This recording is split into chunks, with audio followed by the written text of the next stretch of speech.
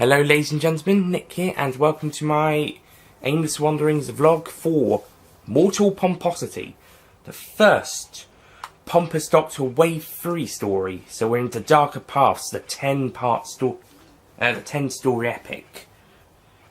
Well, technically it's 8 stories, 10-episode wave. So in this story we see the Pompous Doctor called by a future version of the same incarnation to witness some of the future incarnation's past adventure, the past few minutes, and showing him how he, along with some new companions, are being chased by an alien known as the Flickerer in order to try and kill one of the companions, but the Doctor steps up to offer himself and is killed. However, being the Doctor, he can regenerate, and so inside the TARDIS he regenerates into dynamite. He also shows some of the future memories to the younger Pompous when he demands he wants to see what happens next. So that's basically the story. There's a little bit of a chit-chat at the start between the two of them, and then the story shows the older Pompous Doctor showing his younger version of the same incarnation, what's happened leading up to the regeneration cause, and then the build-up to the regeneration itself, and him going to see his younger version to reminisce. And then we cut back to him ready to regenerate. Of course, younger Pompous is completely against being dynamite for any reason.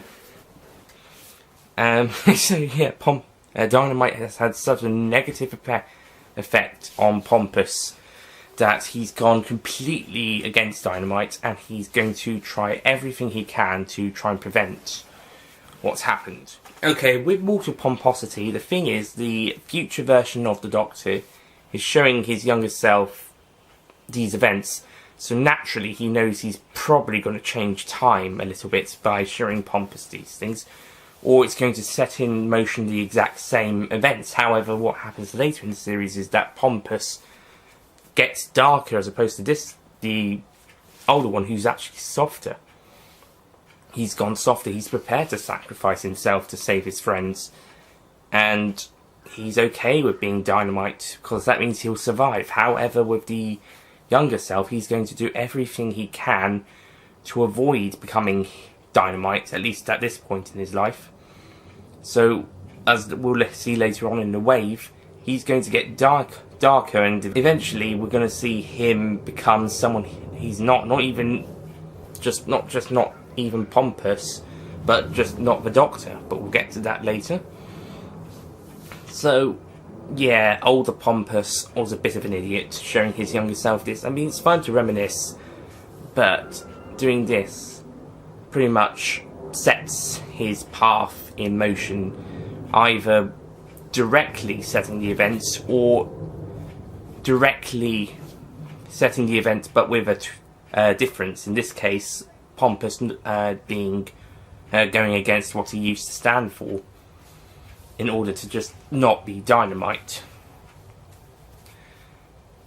But I will say Billy Tracy's done a good job with writing and directing and starring in this story, and Chris Johnson and